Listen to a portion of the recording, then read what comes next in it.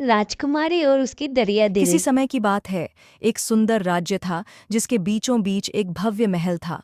उस महल में एक खूबसूरत राजकुमारी नूर रहती थी। उसकी नीली आंखें, सुनहरे बाल और सुनहरी मैक्सी में वह किसी परी से कम नहीं लगती थी। लेकिन उसकी खूबसूरती से भी ज्यादा उसका दिल सुंदर था। वह हर किसी की मदद करती और महल के बगीचे में रोज फूलों को पानी देने जाया करती थी। एक दिन जब वह बगीचे में फूलों को पानी दे रही थी, अचानक उसकी नज़र एक घायल कबूतर पर पड़ी जो एक झाड़ी के नीचे तड़प रहा था। कबूतर के पंख घायल थे और वह उड़ने में असमर्थ था। राजकुमारी नूर ने तुरंत उसे अपनी गोद में उठाया, अपने दुपट्टे से उसके घावों को साफ किया और उसे अपने महल के कमरे में ले गई। राजकुमारी ने बड़े प्यार से कबूतर की देखभाल की। रोज उसे दाना पानी देती और उसके घावों पर मरहम लगाती।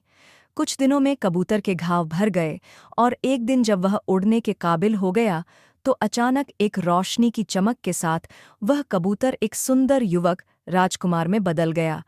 राजकुमारी नूर हैरान होकर यह दृश्य देख रही थी। युवक ने मुस्कुराकर कहा, हे दयालु राजकुमारी, मैं वास्तव में एक राजकुमार हूँ जिस पर एक दुष्ट जादूगरनी ने जादू किया था। उसने मुझे कबूतर बना दिया था और कहा था कि जब तक कोई निर्मल हृदय से मेरी मदद नहीं करेगा, मैं मुक्त नहीं हो पाऊंगा।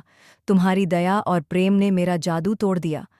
राजकुमारी की आंखों में खुशी के आंसू आ गए। राजकुमार ने आगे कहा, तुम्हारी इस नेकी के बदले में मैं तुम्हें 3 जादुई इच्छाएं देने का वादा करता हूँ। राजकुमारी ने मुस्कुराकर कहा, यदि मेरी इच्छाओं से मेरी प्रजा और मेरे राज्य का भला हो सकता है, तो मुझे यह स्वीकार है।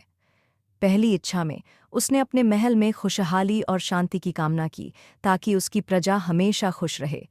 दूसरी इच्छा में उसने राज्य के गरीबों के लिए भोजन और रोजगार की प्रचुरता मांगी ताकि कोई भूखा न सोए। और तीसरी इच्छा में उसने अपने माता पिता की लंबी उम्र और स्वास्थ्य की कामना की। जादुई राजकुमार ने उसकी सभी इच्छाएं पूरी कीं और कहा, तुम्हारी नेकी और निस्वार्थता ने मुझे प्रभावित किया है। मैं हमेशा तुम्हारा रक्षक बनकर रहूंगा। यह कहकर वह एक उज्ज्वल प्रकाश में बदलकर गायब हो गया, लेकिन उसकी दी हुई आशीर्वादें हमेशा के लिए राजकुमारी नूर के राज्य पर बनी रहीं। राजकुमारी ने उस दिन के बाद रोज बगीचे में जाकर उन फूलों को पानी देना नहीं छोड़ा, क्योंकि वह जानती थी कि नेकी कभी बेकार नहीं जाती। Like, subscribe, press the bell icon.